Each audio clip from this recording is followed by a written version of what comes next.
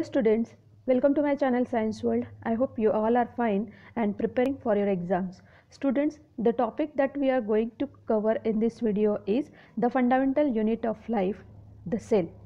This is the first video of this chapter of biology class 9. Students, if you find this video useful for you, then please like, comment and share. Also subscribe my channel and press the bell icon to see the Students, if you will find this video useful for you, then please like, comment and share with your friends. Also subscribe my channel and press the bell icon to get notification of my upcoming videos. So students, before starting the topic, let's see the meaning of fundamental unit. Fundamental means essential, basic and important thing from which everything else develops. So students, we know that this earth is inhabited by different kinds of living organisms, and these all the organisms, they look very different from each other. These living organisms are archaebacteria, eubacteria, protista, fungi, plants and animals. So these are the different living organisms that are inhabiting the earth.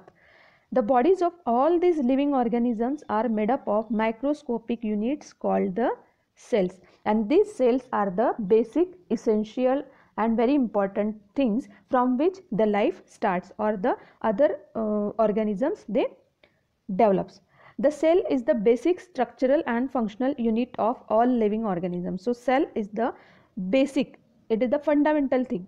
From this cell other living organisms have evolved. So how it evolved and why cell is called the structural and functional unit, let's see. You can see here the pictures of these all the living organisms. There are different types of organisms on the earth.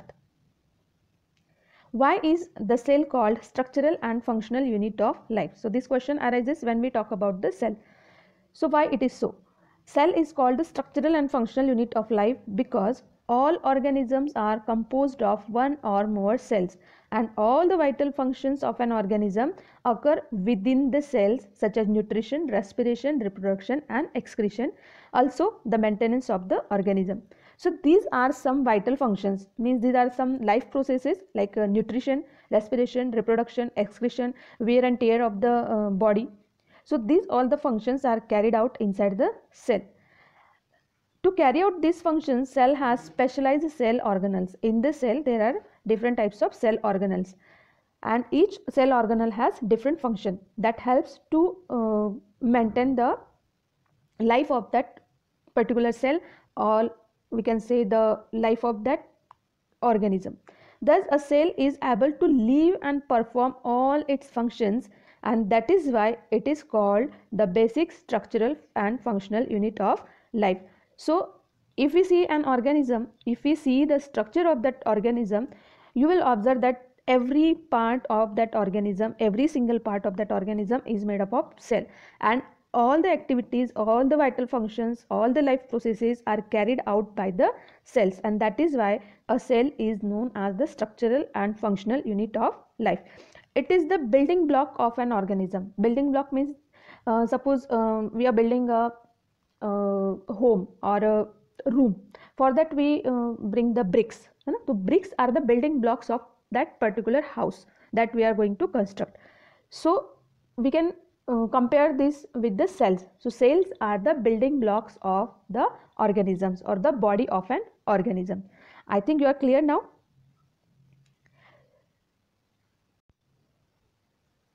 Discovery of cell. While studying a thin slice of cork, Robert Hooke saw that the cork resembled the structure of honeycomb consisting of many little compartments. Now what is cork? Cork is the substance which is obtained from the bark of a tree. You can see the tree here. This is an oak tree. So from this tree, this cork is obtained, and it is obtained from the bark. You can see here in the picture, this is the bark of this tree which is removed. This cork contains suberin. Suberin is a wax-like content which is found in the bark of this tree, and because of this content, or we can say the cork, it becomes waterproof. So this material is used for many things, like making of ceilings and roofings, then stoppers of the bottles, you can see here stoppers, then flooring of the houses and restaurants, then shoes, sole, shoe insole, there also this cork is used. So Robert Hooke was observing a thin slice of this cork. He is Robert Hooke. When Robert Hooke observed this thin slice of cork under a primitive microscope which was made by himself, he observed that these small compartments are there, and these are like the honeycomb. So these structures he gave name the cell. These little compartments he gave the name cell. This was the year 1665 when Hooke made this chance discovery through a self-designed microscope. Robert Hooke called these boxes a cell. Cell in Latin means little room. In Latin language, the meaning of cell is a little room. Robert Hooke's discovery was important because it indicated for the first time that living organism consisted of a number of smaller structures or units, and these units or these structures he gave name the cells. Now here you can see the picture of microscope which was made by Robert Hooke. If you prepare temporary mounts of onion peels, here you can see the onion peels. These are the very thin layers inside the onion. If you will cut and you will see, you can observe these onion peels.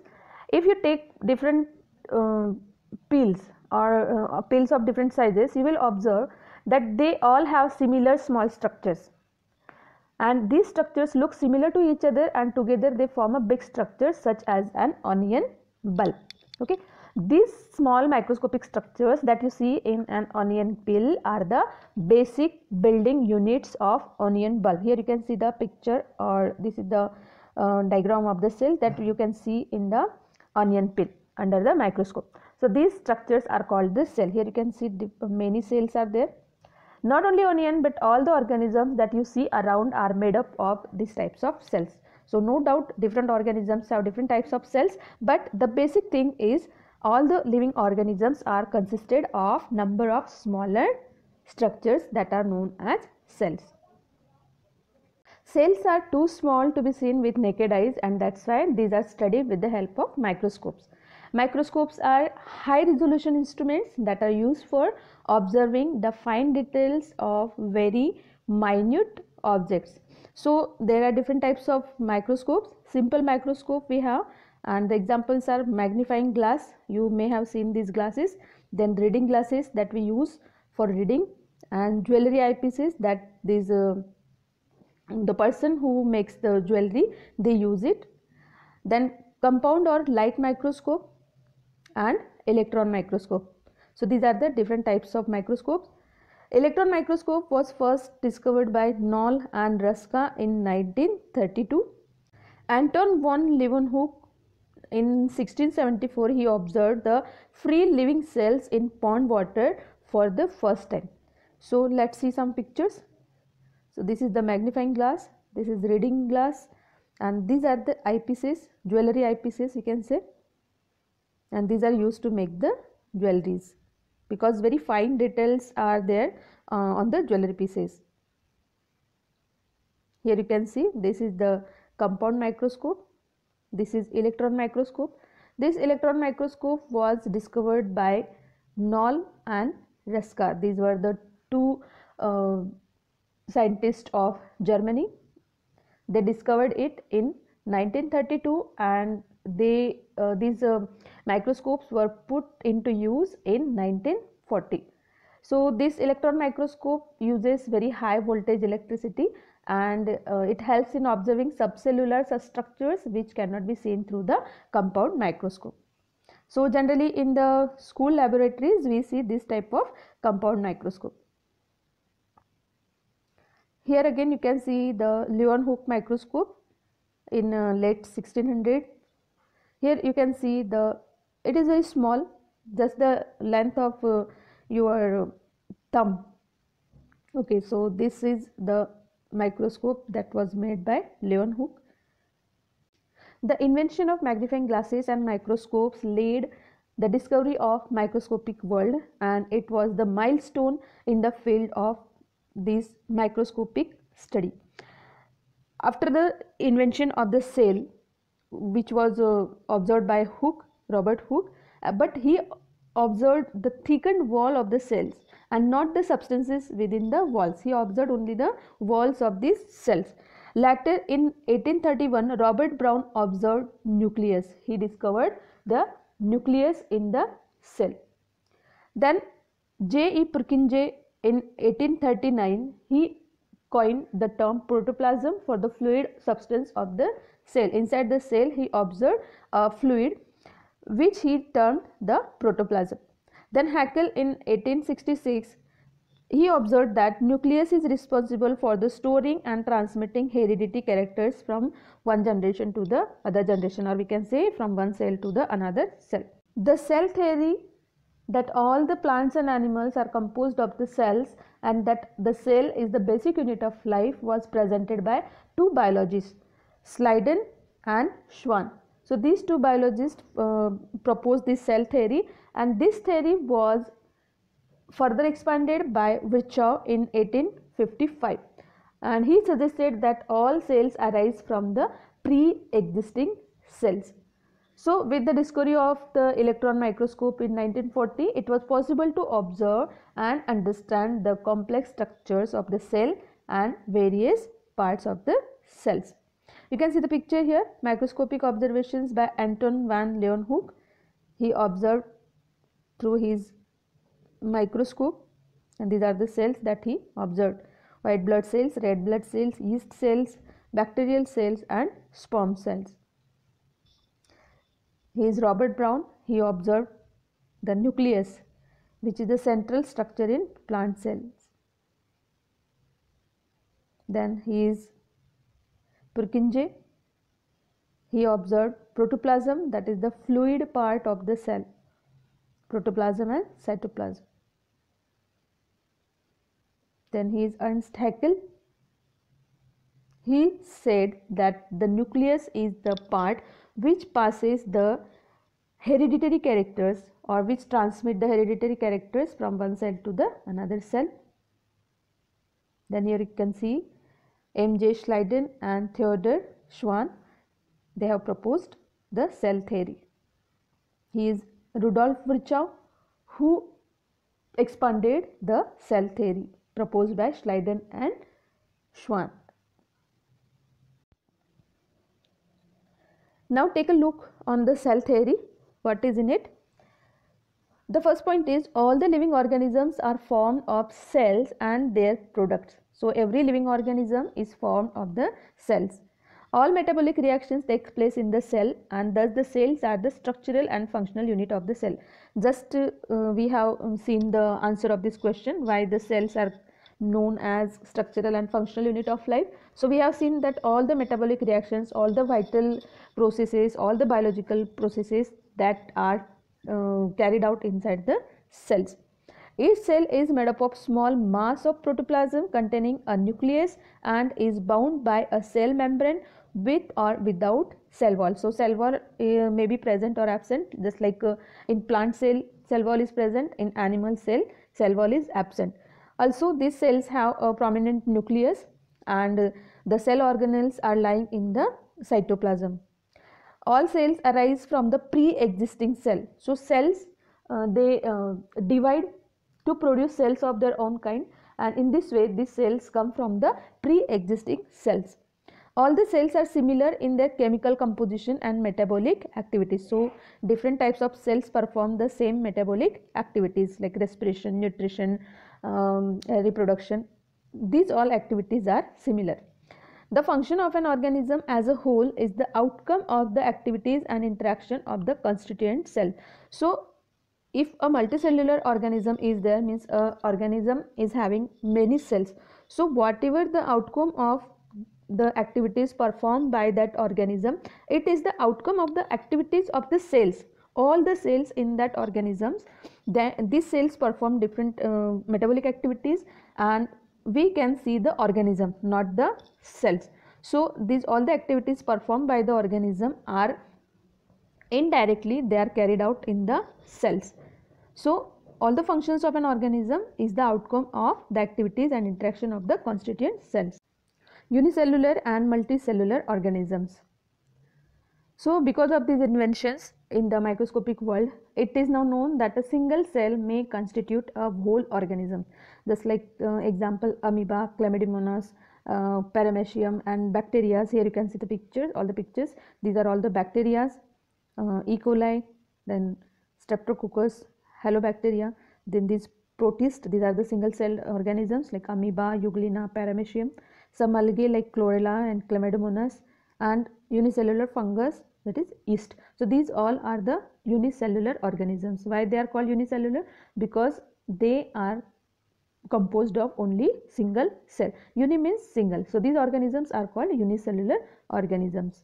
Multicellular organisms have many cells grouped together in a single body, and they perform different functions in it and form various parts of the body. So multi means many. For example, some fungi, then plants and animals.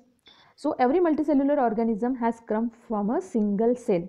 So whether you see this insect or fishes, plants, human beings, flowers, aquatic animals, terrestrial animals, all these animals are multicellular organisms, and they have started their journey from a single cell. For this, the cell has to be divided, and it produces different cells of their own kind. They produce cells of their own kind, and all these cells thus come from the pre-existing cells. What is the difference between unicellular organisms and multicellular organisms? Let's see. An unicellular organism is represented by a single cell. It is composed of single cell, while a multicellular organism consists of large number of cells. Even you can see the number, that is millions of cells and billions of cells and trillions of cells in the higher animals like human beings, like other mammals like elephants, and so on. Second point, all activities of the organisms are performed by a single cell. So single cell performs all the activities, all the life processes, that is nutrition, excretion, respiration and reproduction, and all other activities. While in multicellular organisms, cells perform all these functions, but these cells form groups, and these cells of groups, they are known as tissues. Tissues form the organs. So all the organs that are present in the body of a multicellular organism, you can see the division of labor, means these organisms have different parts or different organs to perform different functions. Like take the example of human body.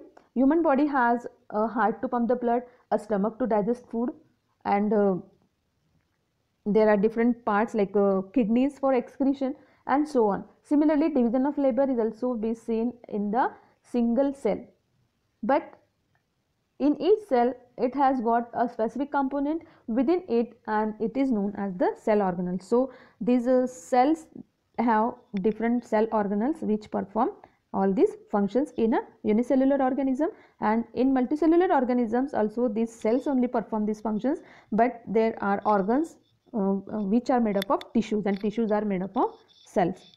There is no division of labor, as the single cell perform all the life activities. So within the cell you can see the cell organelles that perform all the life activities, and in multicellular organisms cells are specialized to perform different functions of the body, so that there is a division of labor within the cells. Reproduction consumes a single cell. Reproduction also takes place with the help of single cell only in unicellular organisms, while in multicellular organisms only some cells of the body are able to reproduce or able to form the reproductive organs in the body, and these cells are called the germ cells, and these cells only take part in the reproduction. Other cells that are not germ cells, they are known as somatic cells, and they remain away or they remain intact from the reproduction. Okay. The lifespan of individual is very short. Unicellular organisms, they have very short lifespan, while the lifespan of an individual which is made up of many cells, it is long. So this is the difference between unicellular organism and multicellular organism. Each living cell has the capacity to perform certain basic functions, and there is a division of labor in multicellular organism. Just now we talked about the division of labor. Division of labor is also seen within the single cell. Single cell can also have the division of labor, and for that each cell has got certain specific components within the cell. They are known as cell organelles. Each kind of cell organelle performs a special function. So a cell contains cell organelles, and each cell organelle has a specific function in the cell, and these organelles together constitute the basic unit called the cell. So cell contains many cell organelles, and these cell organelles have specific functions in the cell. So in our upcoming videos we are going to read about these all the cell organelles one by one.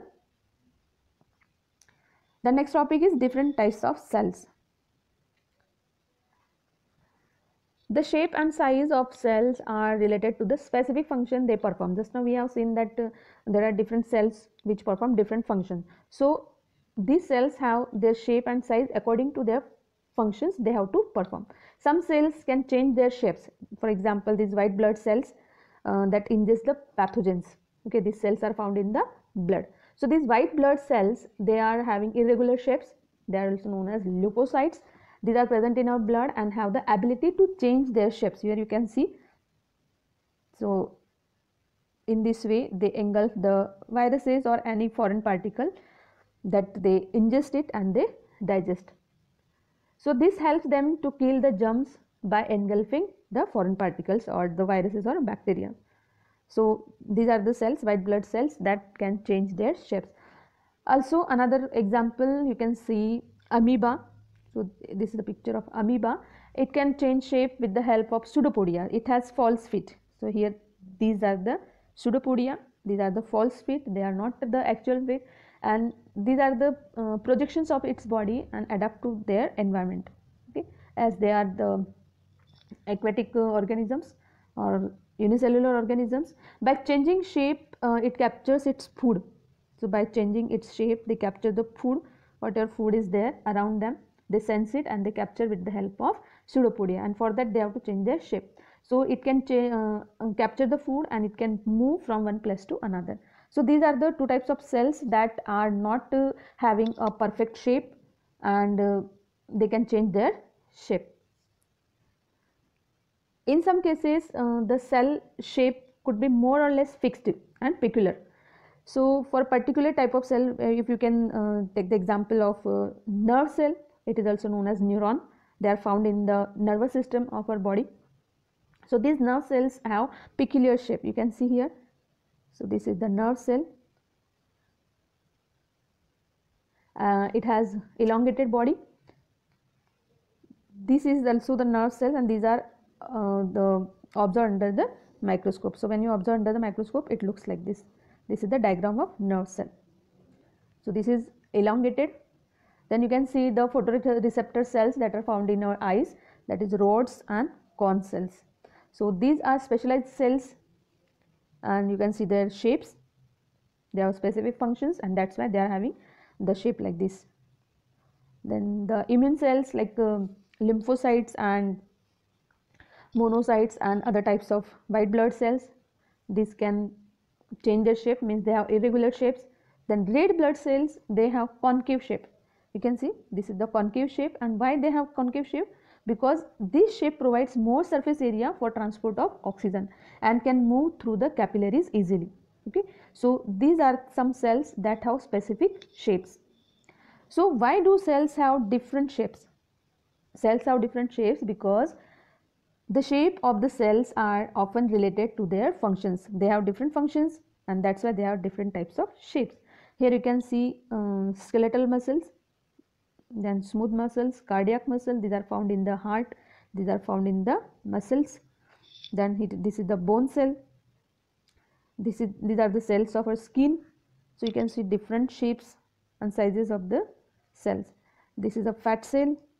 This is the ovum in a female reproductive cell, ovum in humans. This is the sperm, male reproductive gamete, we can say. This is the smallest cell, mycoplasma, and this is about 10 micrometer. Its size is about 10 micrometer, smallest cell. Then you can see the largest cell. This is an egg cell of an ostrich, and the size of this cell is 130 millimeter to 170 millimeter. Then the longest cell is the nerve cell, which is found in the human nervous system. The next is the prokaryotic cells and the eukaryotic cells. So first we will see the prokaryotic cells. Prokaryotes are unicellular organisms that lack organelles or other internal membrane bound structures. These cells do not have cell organelles. We already talked about the cell organelles. What are they? And they do not contain any other internal membrane bound structures. Therefore, they do not have a nucleus. They do not contain nucleus, but instead they generally have a single chromosome. And what is chromosome?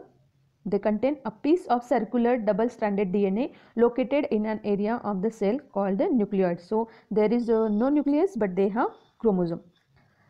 Most prokaryotics have a cell wall outside the plasma membrane. So prokaryotes have cell wall outside the plasma membrane. Then what is eukaryotic cell? A eukaryotic cell contains membrane bound organelles such as nucleus, mitochondria and an endoplasmic reticulum. Organisms based on the eukaryotic cell include protozoa, fungi, plants and animals. So prokaryotic cells, for example, some bacteria are there. So these do not contain any type of cell organelle, while the eukaryotic cells contain nucleus, mitochondria, endoplasmic reticulum and many other cell organelles. Now each cell organelle performs a special function in the cell, such as making new material in the cell, then clearing up the waste material from the cell and so on. So we can say that a cell is able to live and perform all its functions because of these cell organelles, and these organelles together constitute the basic unit called the cell. Here you can see the picture of an eukaryotic cell and a prokaryotic cell. So here in eukaryotic cell you can see the nucleus, prominent nucleus is there, nucleolus is there, mitochondria is there, ribosomes are there, endoplasmic reticulum is there. But in prokaryotic cell you can observe cell membrane, cell wall, flagellum, ribosome, this capsule and the nucleoid. So this nucleoid means it plays the role of nucleus, which contains the genetic material, that is DNA. Okay, so this is the difference between eukaryotic and prokaryotic cell. So students, here we have finished this topic. In my upcoming videos you will learn about different cell organelles present in a cell. So keep watching and sharing my videos. We will meet again very soon. Take care. Bye bye.